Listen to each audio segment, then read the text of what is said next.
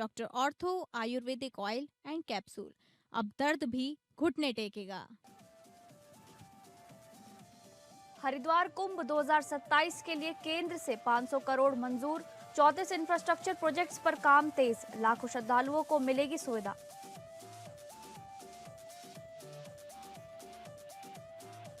Haldwani railway अतिक्रमण मामले पर सुप्रीम कोर्ट में होगी सुनवाई। बनभूलपुरा में हाई अलर्ट। गदरपुर में जलोनी लकड़ियों पर रार, ग्रामीणों ने वन विभाग के खिलाफ खोला मोर्चा। रेंज अधिकारी का किया गया घेराव।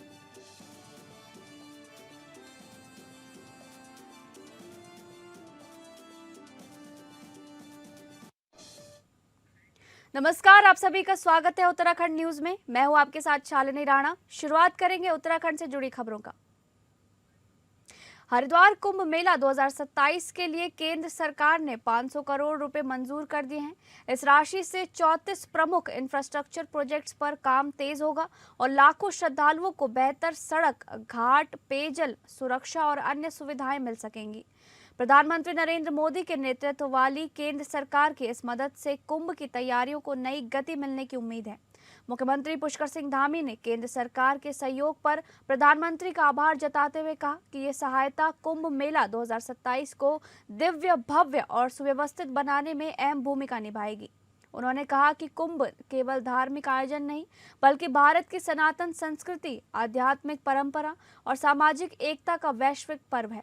राज्य सरकार के मुताबिक केंद्र से मिली राशि से सड़क, पुल, घाट, पेयजल, स्वच्छता और सुरक्षा से जुड़े इंफ्रास्ट्रक्चर को मजबूत किया जाएगा। सीएम धामी ने बताया कि उन्होंने पहले प्रधानमंत्री से विशेष वित्तीय सहयोग का अनुरोध किया था, जिस पर केंद्र ने सकारात्मक निर्णय लेते हुए ये धनराशि जारी की है।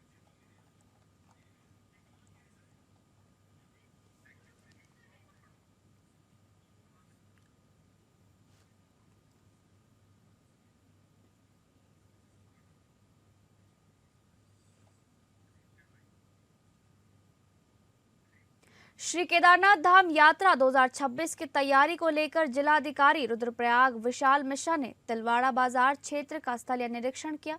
निरीक्षण के दौरान जिलाधिकारी ने राष्ट्रीय राजमार्ग पर संचालित कार्यों, अधिग्रहित भूमि से हटाए गए अतिक्रमण और सड़क पर खड़े मलबे की स्थिति का गहनता से अवलोकन किया। जिलाधिकारी ने स्पष्ट किया कि तिलवाड़ा क्षेत्र में राष्ट्रीय राजमार्ग पर आवागमन को सुगम बनाने के लिए काम किया जा रहा है। जिलाधिकारी ने सख्त निर्देश देते हुए कहा कि राष्ट्रीय राजमार्ग की अधिग्रहित भूमि पर किसी भी प्रकार का अतिक्रमण बर्दाश्त नहीं किया जाएगा। यदि कोई दुकानदार अथवा व्यवसायी अपनी दुकान की निर्धारित सीमा से बाहर एनएच की भूमि पर अस्थायी सामग्री या अन्य सामान रखता पाया जाता है तो उसके विरुद्ध नगर पंचायत के माध्यम से चालानी कार्रवाई सुनिश्चित की जाएगी।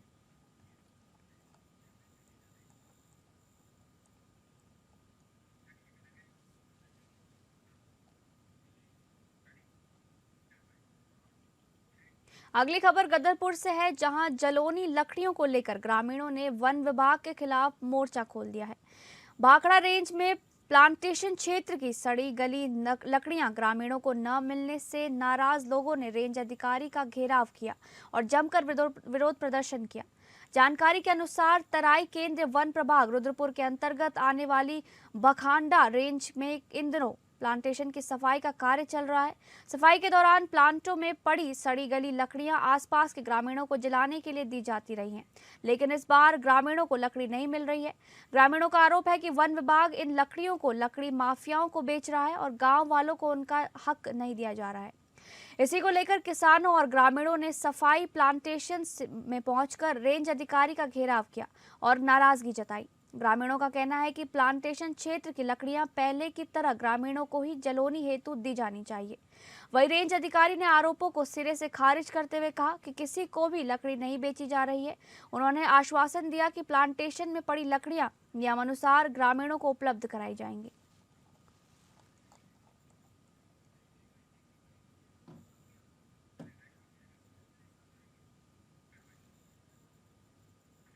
हल्द्वानी के बनभूलपुरा क्षेत्र में रेलवे अतिक्रमण मामले में देश की सर्वोच्च अदालत यानी सुप्रीम कोर्ट में सुनवाई होनी है।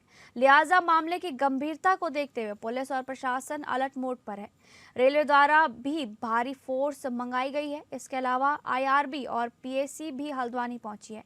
सिटी मजिस्ट्रेट एपी वाजपेयी का कहना है कि क्षेत्र में शांति व्यवस्था और कानून व्यवस्था कायम रहे, इसको देखते हुए बाहर से फोर्स मंगाया गया है। साथ ही लोगों से अपील की गई है कि सर्वोच्च न्यायालय के फैसले का अनुपालन करना हर नागरिक की नैतिक जिम्मेदारी है।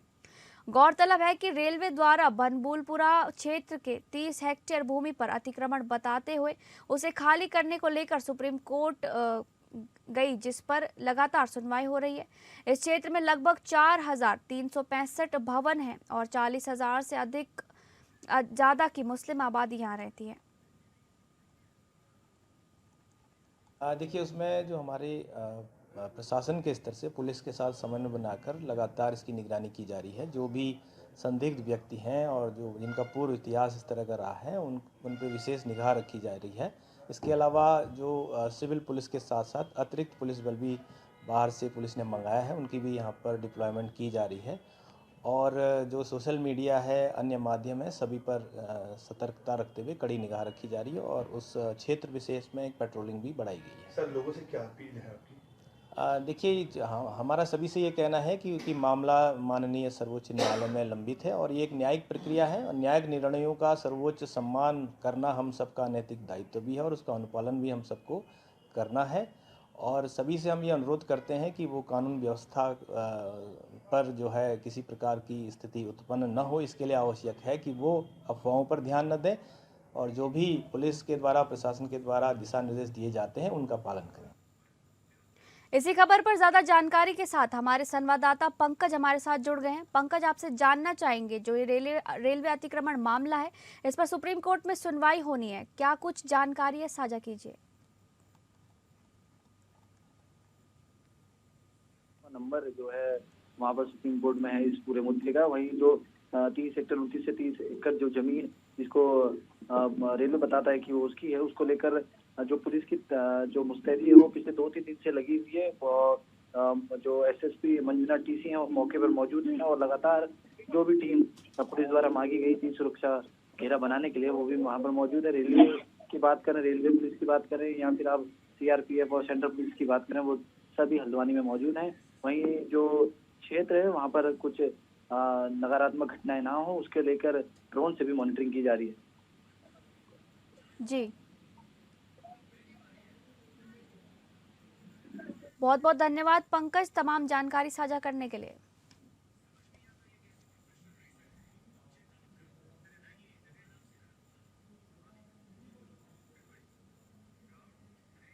अगली खबर, हल्द्वानी में दो नहरिया के पास विधायक सुमित हृदयेश और कांग्रेस के वरिष्ठ नेता ललित जोशी के नेतृत्व में स्थानीय लोगों ने शहर में निर्माण कर रही कार्यदायी संस्था यूयूएसडीए के लापरवाही के खिलाफ 1 दिवसीय धरना प्रदर्शन किया।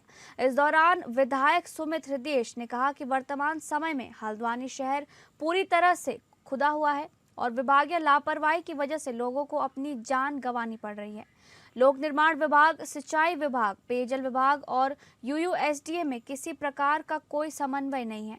इस वजह से पूर्व में एक मासूम बच्चे की भी मौत हो चुकी है और रविवार को एक बुजुर्ग की दर्दनाक मौत हुई है। विधायक ने पुलिस महकमे पर भी सवाल उठाए कि आखिर किसकी परमिशन से दिन में ओवरलोड ट्रक नो एंट्री में चल रहे हैं, जबकि हेलमेट ना पहनने पर पुलिस दिन भर चालान करती रहती है, लेकिन ओवरलोड बड़े बड़े ट्रक पुलिस को नहीं दिखाई देते। स्थानीय लोगों ने भी चेतावनी दी कि अगर जल्द प्रशासन ने इन सारी व्यवस्थाओं को दुरुस्त नहीं किया तो क्षेत्र की जनता सड़क पर उतरकर उग्र आंदोलन करने को बाध्य होगी।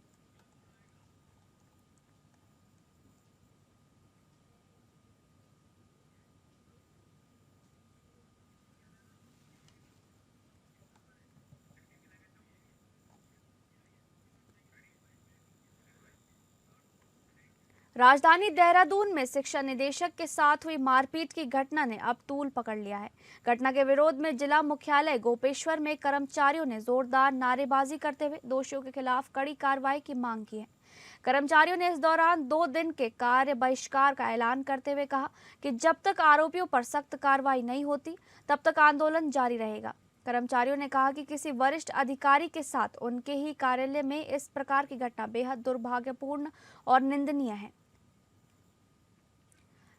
जिस तरह शिक्षा निदेशक के साथ मारपीट की गई है उससे कर्मचारियों का मनोबल टूटता है। उन्होंने कहा कि अगर शीघ्र ही दोषियों के खिलाफ कठोर कार्रवाई नहीं की गई तो कर्मचारी उग्र आंदोलन के लिए बाध्य होंगे। कर्मचारियों का कहना है कि इस घटना से पूरे विभाग में आक्रोश है और वे सुरक्षा व सम्मान की मांग को लेकर एकजुट हैं। विधायक उमेश शर्मा काऊ और उनके कुछ साथियों द्वारा मारपीट की गई। उनको सिर में 7-8 टाँके लगे हैं।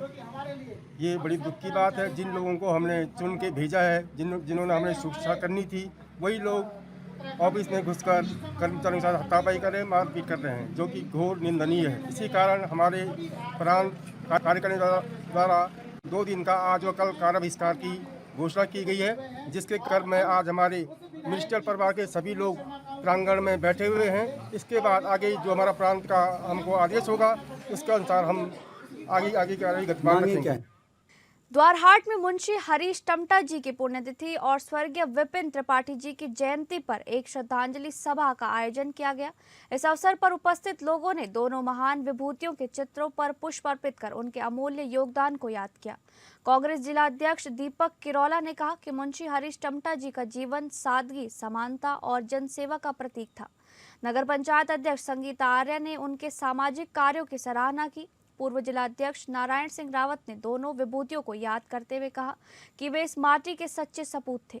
ब्लॉक अध्यक्ष प्रकाश अधिकारी ने कहा कि विपिन त्रिपाठी जी ने हमेशा शोतिष्ठों और वंचितों की आवाज बुलंद की। कार्यक्रम में उपस्थित लोगों ने मुंशी जी के चित्र पर माल्यार्पण करते हुए मुंशी हरीश टमटा अमर रहे और विपिन त्रिपाठी अमर रहे के नारों के साथ उन्हें भावपूर्ण श्रद्धांजलि अर्पित की।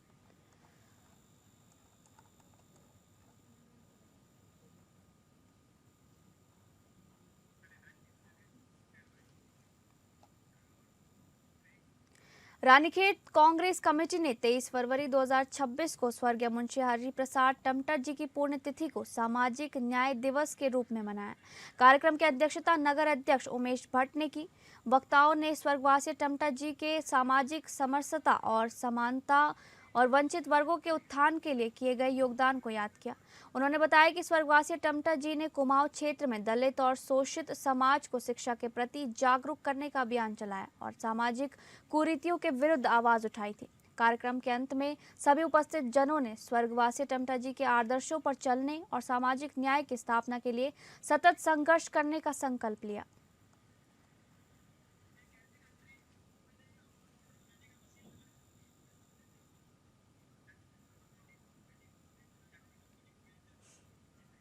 हरिद्वार में वर्ष 2027 में आयोजित होने वाले अर्ध कुंभ मेले को लेकर शासन प्रशासन ने तैयारियां तेज कर दी हैं।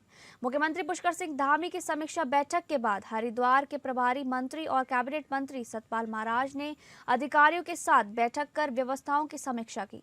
बैठक के दौरान कैबिनेट मंत्री सतपाल महाराज ने कहा कि इस बार हरिद्वार कुंभ को ग्रीन कुंभ के रूप में आयोजित किया जाएगा, जिसमें स्वच्छता, पर्यावरण संरक्षण और हरित व्यवस्थाओं पर विशेष ध्यान दिया जाएगा। उन्होंने अधिकारियों को निर्देश दिए कि कुंभ क्षेत्र में स्वच्छता, कचरा प्रबंधन और पर्यावरण संतुलन को प्राथमिकता दी जाए। सतपाल महाराज ने श्रद्धालुओं से भी अपील की कि वे कुंभ के दौरान स्वच्छता बनाए रखें और इस महापर्व को पर्यावरण के अनुकूल बनाने के सहयोग करें। उन्होंने कहा कि सरकार का लक्ष्य कुंभ को दिव्य, भव्य और पर्यावरण अनुकूल स्वरूप में आयोजित करना है। गौरतलब है कि हरिद्वार में वर्ष 2027 में होने वाले अर्ध कुंभ मेले के लिए व्यापक स्तर पर तैयारियां चल रही हैं और सरकार इसे ऐतिहासिक और सुव्यवस्थित बनाने के लिए लगातार समीक्षा बैठकें कर रही है।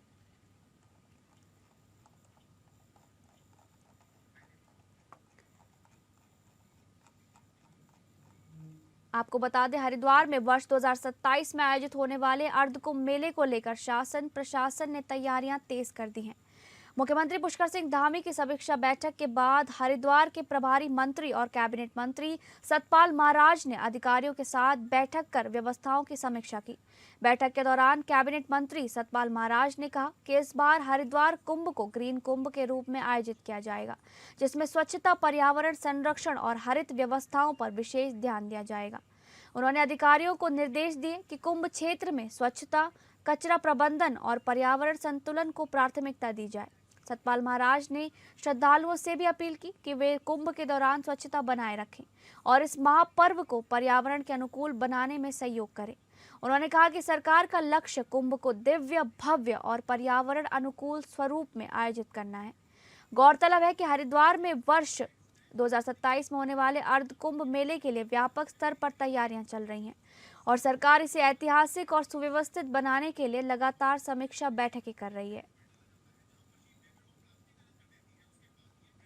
तो स्थायी कामों पर हमारे मुख्यमंत्री जी ने जोर दिया है। स्वच्छता पर विशेष ध्यान देने की बात कही गई है और इसको ग्रीन कुंभ बनाने का हमारा जो है संकल्प है कि इसको हम इस प्रकार से सफाई के साथ मनाएं कि लोग ग्रीन कुंभ जो है ये इसका जो हमारी अवधारणा है ये साकार हो सके। काम की गुणवत्ता पर ध्यान देने की बात कही गई है।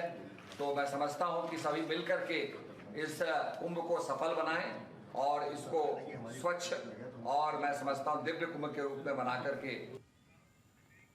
उत्तर भारत की सुप्रसिद्ध पूर्णागिरि धाम यात्रा आगामी 27 फरवरी से प्रारंभ होने जा रही है, जिसे लेकर जिला प्रशासन पूरी तरह सतर्क हो गया है। जिलाधिकारी मनीष कुमार ने यात्रा प्रारंभ होने से पूर्व तैयारियों का जायजा लेने के लिए पूर्णागिरि यात्रा मार्ग का पैदल एवं रात्रिकालीन स्थलीय निरीक्षण किया। निरीक्षण के दौरान उन्होंने सुरक्षा, भीड़ प्रबंधन, स्वच्छता, पेयजल, विद्युत एवं आधारभूत सुविधाओं की व्यवस्थाओं को गंभीरता से परखा और संबंधित विभागों को समयबद्ध कार्य पूर्ण करने के कड़े निर्देश दिए। उन्होंने स्पष्ट कहा कि श्रद्धालुओं की सुरक्षा और सुविधा प्रशासन की सर्वोच्च प्राथमिकता है और किसी भी स्तर पर लापरवाही बर्दाश्त नहीं की जाएगी। यात्रा मार्ग पर मुंडन करने वाले संचालकों के लिए अधिकतम शुल्क 150 निर्धारित किया गया है। जिलाधिकारी ने चेतावनी दी कि निर्धारित दर से अधिक वसूली पाए जाने पर कठोर दंडात्मक कार्रवाई की जाएगी। जल निगम को निर्देश दिए गए कि यात्रा मार्ग, प्रमुख पड़ावों और शिविर स्थलों पर समुचित पेयजल आपूर्ति की व्यवस्था समय से पूर्व सुनिश्चित की जाए। लोक निर्माण विभाग को यात्रा मार्ग के क्षतिग्रस्त हिस्सों पर टाइल्स और फर्श की मरम्मत शीघ्र पूर्ण करने के निर्देश दिए गए हैं ताकि श्रद्धालुओं को किसी भी प्रकार की असुविधा न हो। भीड़ प्रबंधन के मद्देनजर संवेदनशील स्थानों पर मजबूत बैरिकेडिंग लगाने तथा मार्गों को सुव्यवस्थित ढंग से चिन्हित करने को कहा गया है। विद्युत विभाग को संपूर्ण यात्रा क्षेत्र में बिजली के तारों का सुरक्षा ऑडिट कराने, जर्जर एवं ढीले तारों को तत्काल बदलने और पर्याप्त प्रकाश व्यवस्था सुनिश्चित करने के निर्देश दिए गए हैं। रात्रिकालीन निरीक्षण के दौरान चिन्हित अंधेरे स्थलों पर अतिरिक्त लाइट लगाने को भी कहा गया है। श्रद्धालुओं की सुविधा के लिए शारदा घाट पर महिलाओं के लिए चेंजिंग रूम भी बनाए गए हैं, जिससे वे सुरक्षित और आरामदायक अनुभव प्राप्त कर सकें। पूर्णागिरि धाम आने वाले श्रद्धालुओं की सुविधा और सुरक्षा को ध्यान में रखते हुए विशेष इंतजाम किए गए हैं।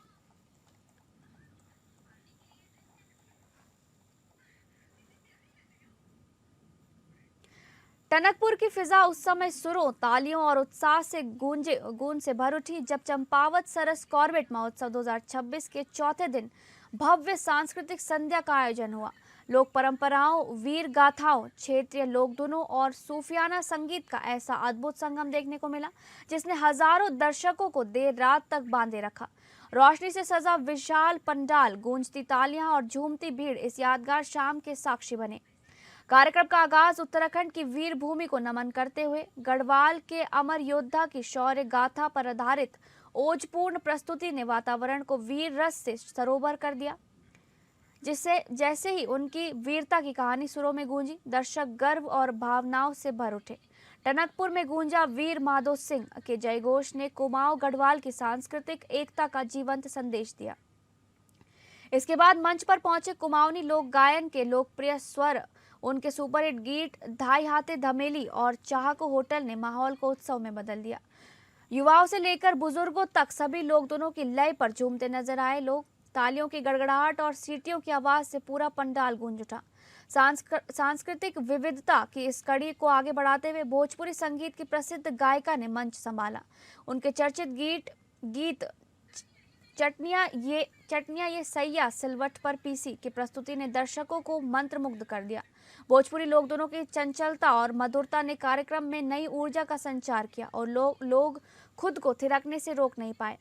शाम का सबसे यादगार और भावपूर्ण क्षण तब आया जब देश की मशहूर सूफी गायिका ने मंच संभाला।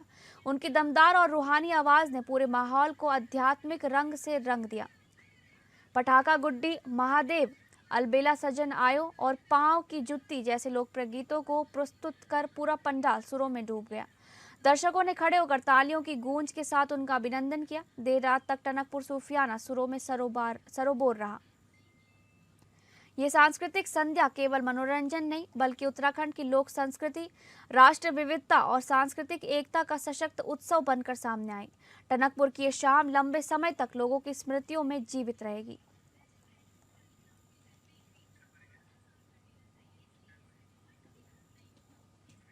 फिलहाल उत्तराखंड न्यूज में बस इतना ही। नमस्कार।